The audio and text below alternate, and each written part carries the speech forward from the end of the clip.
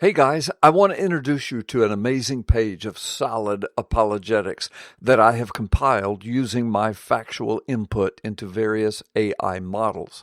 I never ask AI questions. Instead, I input solid scientific method, proven universal facts, historical facts, geological facts, and mathematical probability formulas, as well as sound logic and biblical confirmation.